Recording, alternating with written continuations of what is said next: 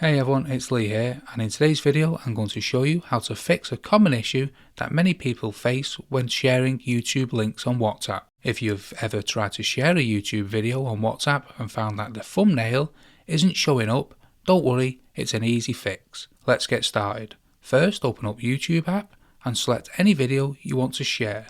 Then tap on the share icon in the center and then select WhatsApp. Choose the person you want to share the video with, and you should see a thumbnail appear.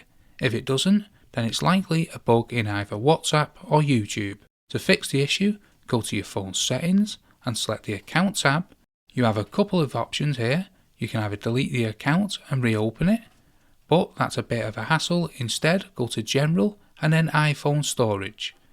And here you'll see all the apps installed on your phone. Find both WhatsApp and YouTube and offload them. Offloading the apps will reset any bugs that may be causing the issue and will reinstall the latest versions of each app on your phone.